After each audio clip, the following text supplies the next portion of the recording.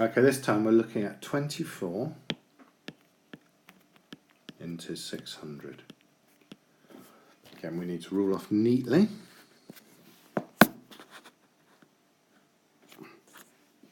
And we start off with using chunking method, 24 times 20, which gives 480. You could do 2 sets of 10, but most children will confidently be able to multiply by 2 and then by 10. So that gives us 480, which leaves us a remainder of 120 when we subtract, and encourage the children to rule lines in between. And then 24 into 120, well, 24 times 10 is too big because that's 240, so we halve that, and 24 times 5 equals 120, which gives us the answer, because we end up with 0 here, and it's important that the children mark that down so they know there's no remainders.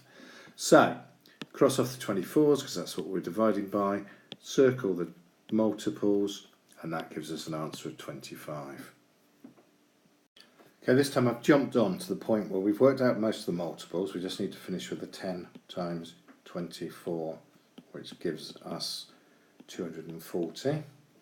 And then what we're going to do is we're going to do 24, and we're looking for something that gets close to 60. Well, 48 is the closest because the next one would be 72.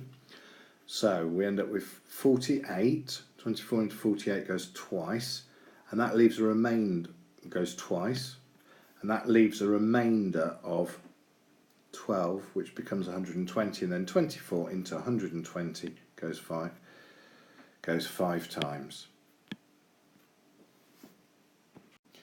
Our final method takes 24 again into 600.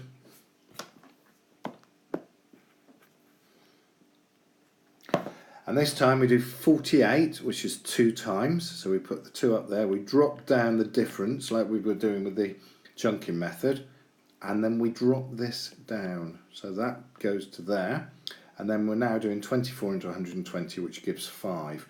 I personally think this is the clearest method, and that's why I like this one, and that's what I would teach with my class. Again, it's worth writing out the multiples first, because you are working with large numbers, and that makes the actual division much easier to complete.